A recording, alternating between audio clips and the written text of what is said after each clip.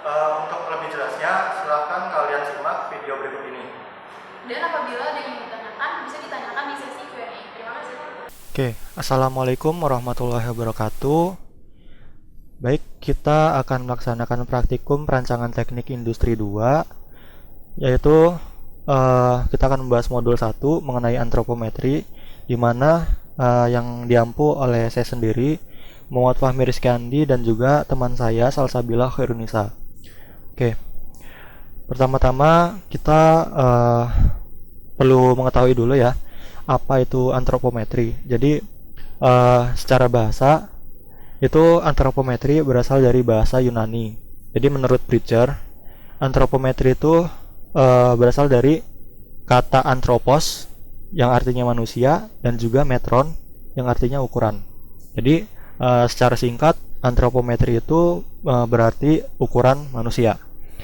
Kemudian secara umum atau secara istilah, antropometri itu diartikan sebagai ilmu yang mempelajari tentang pengukuran dimensi tubuh manusia yang digunakan untuk menentukan perbedaan pada individu, kelompok, dan sebagainya.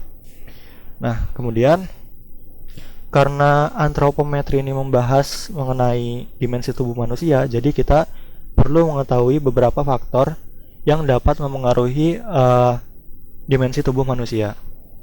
Nah, faktor-faktor tersebut antara lain umur, kemudian sosioekonomi dan juga konsumsi gizi, kemudian gender, rumpun dan suku bangsa, jenis pekerjaan sehari-hari dan aktivitas, kemudian kondisi ketika pengukuran.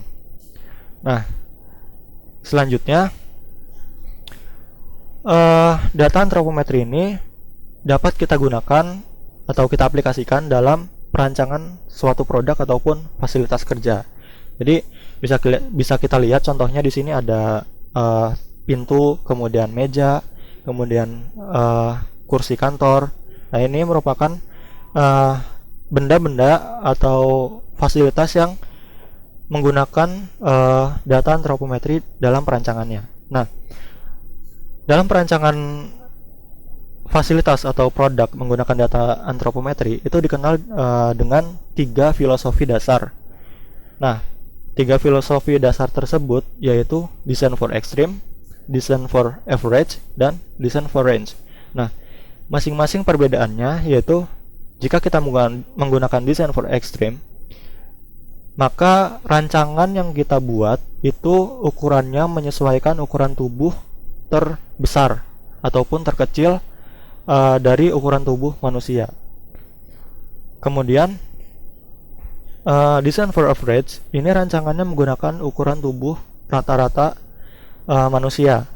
Sedangkan design for range ini menggunakan ukuran pada rentang tertentu ya. Misalnya karena kita pengukuran nanti menggunakan persentil, jadi biasanya untuk design for range ini pada persentil 5-95%. Oke, kita lanjut. Nah, ketika kita mencari atau mengumpulkan data antropometri untuk suatu perancangan, maka data tersebut tidak dapat langsung kita gunakan. Jadi kita perlu mengolah data tersebut agar menjadi data yang representatif. Jadi untuk mengolahnya kita menggunakan uji statistik. Nah, apa sih gunanya uji statistik ini? Jadi dalam pengolahan data antropometri menggunakan uji statistik ini, jadi nanti kita dapat memperoleh data antropometri yang lebih representatif untuk dijadikan suatu dasar dalam perancangan produk ataupun fasilitas kerja.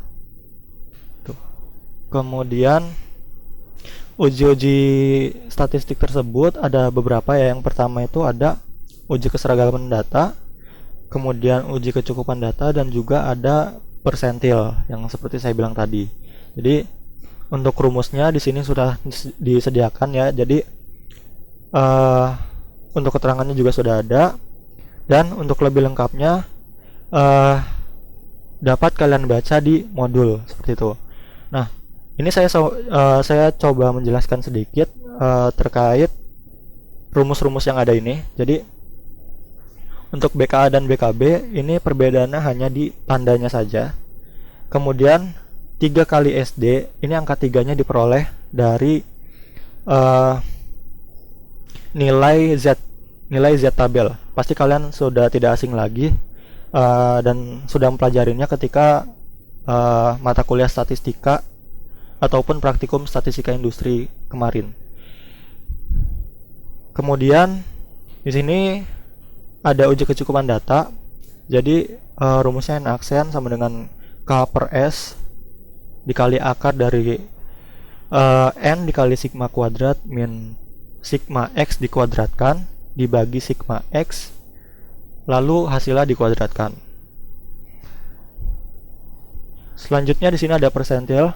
Nah, untuk persentil yang kita gunakan yaitu 1 sampai 99. Tidak seluruh persentil digunakan ya, jadi hanya beberapa saja, yaitu 1, 2,5, 5, 10, 50 dan sebagainya ini. Jadi hanya persentil yang ada di sini saja yang biasa digunakan dalam pengukuran atau perancangan menggunakan data antropometri. Untuk rumusnya kalian bisa lihat di sini. Jadi nanti komponen-komponennya hanya tinggal memasukkan saja ke rumusnya dan keterangannya sudah tersedia di sini. Oke, lanjut. Stasiun kerja industri.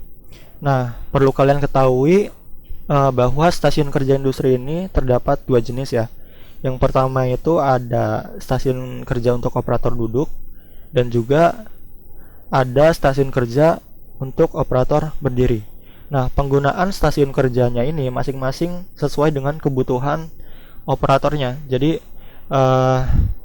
ada kalanya kita perlu menggunakan stasiun kerja duduk dan ada kalanya pula kita menggunakan stasiun kerja operator berdiri. Itu masing-masing memiliki kelebihan dan kelemahannya masing-masing.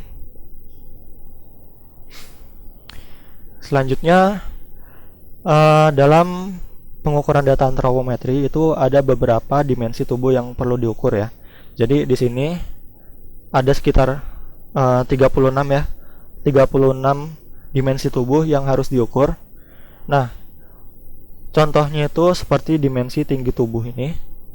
Kemudian dimensi tinggi mata, dimensi tinggi bahu dan sebagainya. Ini kalian bisa lihat baik nama-namanya, kemudian tingginya dan juga kodenya. Untuk lebih lengkapnya kalian bisa lihat di modul itu sudah kami sediakan, jadi bisa dipelajari dari situ. Oke, selanjutnya kita akan melakukan pengolahan data antropometri dengan menggunakan Microsoft Excel. Jadi pengolahan data ini akan dilanjutkan oleh rekan saya Salsabila Hairunisa. Terima kasih. Wassalamualaikum warahmatullahi wabarakatuh.